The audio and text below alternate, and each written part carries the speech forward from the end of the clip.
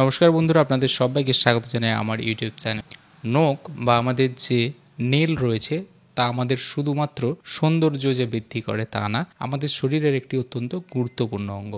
কারণ বিশেষ করে এই নখের যখন কোনো সমস্যা হয় তখনই কিন্তু আমরা বুঝতে পারি যে আমাদের শরীরে নখ বলে একটা কোনো বস্তু রয়েছে, অর্থাৎ এটা যখন থাকে না তখন কিন্তু আমরা এটাকে অত গুরুত্ব দিই না। আজকের এই ভিডিওতে আমি আপনাদেরকে নখেরই এমন একটি বিশেষ গুরুত্বপূর্ণ সমস্যা, যাকে আমরা নখের ফাঙ্গাস বলে থাকি বা ফাঙ্গাল ইনফেকশন, নেল ফাঙ্গাস যে ইনফেকশন হয় সেই ব্যাপারে বিস্তারিত জানাবো। যারা এই সমস্যাতে ভুগছেন তাদের জন্য বেস্ট একটি হোমিওপ্যাথিক সলিউশন জানাবো, যেটা আপনারা ইউজ করলে আপনাদের কিন্তু এই সমস্যা সম্পূর্ণরূপে নির্মূল হতে পারে। তাই বন্ধুরা, চলুন আর দেরি না করে শুরু করা যাক আজকের এই ভিডিও। তবে তার আগে যদি আমার চ্যানেলে নতুন হয়ে থাকেন এবং আমার চ্যানেলটি যদি এখনও সাবস্ক্রাইব না করে থাকেন তাহলে অবশ্যই চ্যানেলটি সাবস্ক্রাইব করে বেল আইকনটা প্রেস করে দেবেন, যাতে করে পরবর্তীকালে এরকম ভিডিও আপলোড হওয়ার সঙ্গে সঙ্গে আপনারা নোটিফিকেশন পেয়ে যান। নখের এই যে সংক্রমণ সেটা মূলত বেশিরভাগ ক্ষেত্রে দেখা গেছে ছত্রাকের জন্য হয়ে থাকে। বিশেষ করে ডার্মাটোফাইট জাতীয় যে ছত্রাকগুলো রয়েছে সেগুলো কিন্তু আপনার নখের এই জায়গাতে তাদের একটা বাসস্থান তৈরি করে।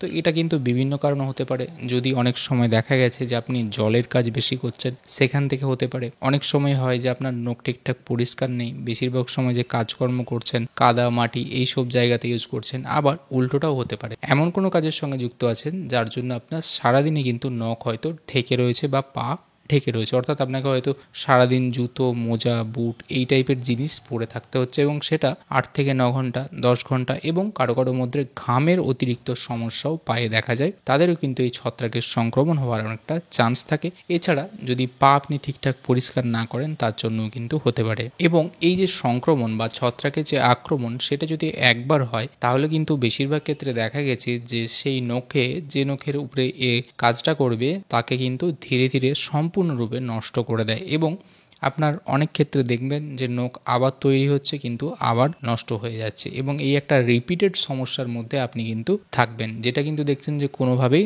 যেতে চাইছে না। কিছুদিন ভালো থাকছেন আবার তারপর চলে আসছে, এবং ধীরে ধীরে কিছু কিছু লক্ষণ দেখা যায়, যেরকম আপনার নখের রং চেঞ্জ হতে পারে, অল্প একটু হলুদ টাইপের হতে পারে বা অতিরিক্ত সাদা হতে পারে। নখের তলাতে আপনার মনে হতে পারে দানা দানা ভাব, তার সঙ্গে অনেকের ক্ষেত্রে নখ একদম কালচে টাইপের বা বাদামি রঙের বর্ণও কিন্তু হয়ে যেতে পারে।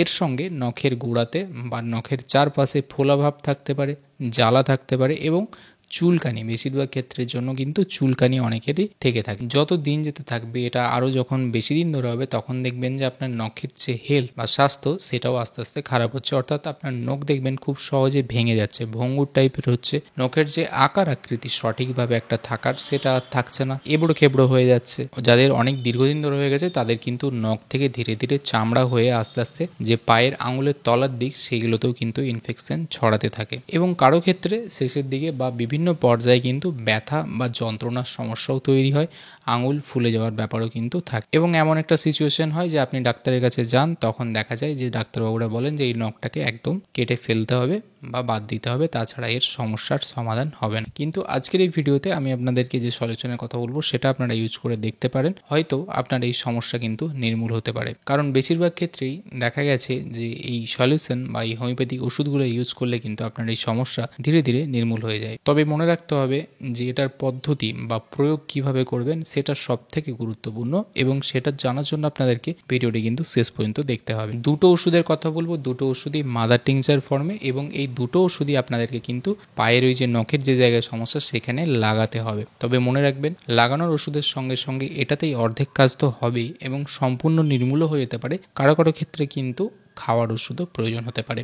প্রথম ওষুধ হলো অ্যাজাডিরেটা ইন্ডিকা, সহজভাবে বলতে গেলে যাকে বাংলাতে নিম বলা হয়। যে নিম গাছ রয়েছে বা নিম পাতা রয়েছে সেখান থেকে এই হোমিওপ্যাথিক ওষুধ তৈরি হয়, এটার মাদার টিংচার। দ্বিতীয় ওষুধ হলো সালফার ওষুধটা, এটাও আপনাদের অনেকের মধ্যে পরিচিত, সালফার মাদার টিংচার। এই দুটো ওষুধ নিয়ে আপনাদেরকে কিন্তু একটা মিক্সচার বা সলিউশন বানাতে হবে। কিভাবে ইউজ করবেন, বাজার থেকে 10 ml করে দুটো ওষুধ আনবেন এবং একটা 30 ml এর ফাইল নিয়ে আসবেন, এমটি অর্থাৎ খালি সিসি নিয়ে আসবেন। তারপর এই যে 10 ml করে সালফার এবং নিমের যে ওষুধ সেটাকে আপনাকে কিন্তু মেশাতে হবে, ভালো করে ঝাঁকিয়ে নেবেন এই 30 ml সিসির মধ্যে। অ্যাজ এ ডেটা এই ওষুধটি আপনারা অনেকেই জানেন যে নিম পাতা আমাদের কিন্তু বহু প্রাচীনকাল থেকে এই টাইপের ছত্রাকের সংক্রমণ বা বিভিন্ন রকমের যে অ্যাটাক সংক্রমণগুলো ব্যাকটেরিয়া সেগুলোকে কিন্তু আটকাতে সাহায্য করে, কারণ এর মধ্যে সেই রকম গুণাগুণ বা প্রপার্টি রয়েছে। ইনফ্লামেশন কমাতে সাহায্য করে, ছত্রাকগুলোকে মেরে ফেলতে সাহায্য করে এবং সংক্রমণ দূর করে ধীরে ধীরে কিন্তু সেগুলোকে একদম রিপেয়ার করে। এবং সালফার যে ওষুধটির কথা বললাম চামড়ার সমস্যার জন্য এটি একটি দুর্দান্ত ওষুধ।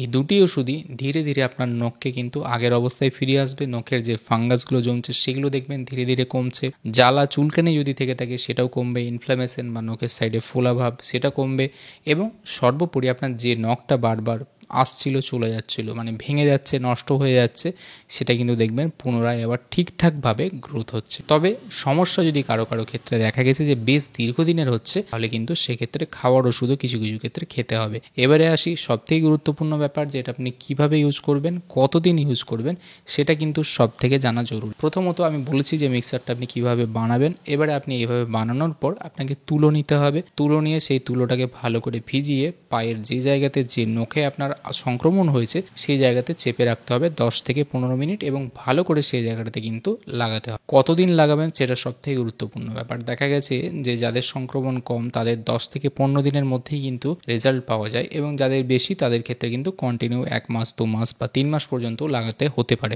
কিন্তু মনে রাখবেন যে ধরুন আপনি 10 থেকে 15 দিন লাগানোর পর মনে হচ্ছে যে চলে গেছে বা সংক্রমণটা নেই বা সমস্যাগুলো আর হয়তো আপনার মনে হচ্ছে যে ঠিক হয়ে গেছে, কিন্তু ব্যাপারটা তা না। এটা হয় কি যে ঘুরে ঘুরে ফেরত আসে বেশ কিছু দিনের জন্য। সেই জন্য আপনার যদি মনে হয় যেটা হয়ে গেছে তারপরও কিন্তু আপনাকে আরও এক্সট্রা প্রায় 15 থেকে 20 দিন এটা কিন্তু ঠিক একইভাবে যেরকমভাবে ইউজ করছেন লাগানোর জন্য সেটা কিন্তু করতে হবে, অর্থাৎ আপনাকে বন্ধ করে দিলে চলবে না। এবং যাদের ক্রনিক সমস্যা তারাও সেই হিসেবে যে ডেট দেখতে পাচ্ছেন যে আমার মনে হচ্ছে ভালো হয়ে গেছে, তারপরেও কিন্তু মিনিমাম 1 মাস এটাকে আরও কমপক্ষে লাগানোর জন্য এক্সটেন্ড বা আপনাকে আরও লাগিয়ে যেতে হবে, তবেই ঠিকঠাক রেজাল্ট পাবেন। না হলে কিন্তু আবার অনেক সময় ফেরত আসে। এবং এটা কখন লাগাবেন, তাহলে দিনে মোটামুটি 2বার থেকে 3বার যদি লাগান সব থেকে ভালো হয়, তবে মিনিমাম কমপক্ষে আপনাকে 2বার তো লাগাতেই হবে। বিশেষ করে স্নান টান যখন আপনি করছেন তার 10 থেকে 15 মিনিট পরে, স্নান করার পর যখন আসলেন ভালো করে পা মুছে নিতে হবে, পরিষ্কার করে নেবেন, তারপর আপনি এই সলিউশনটা লাগাতে পারেন। এবং আরেকটা,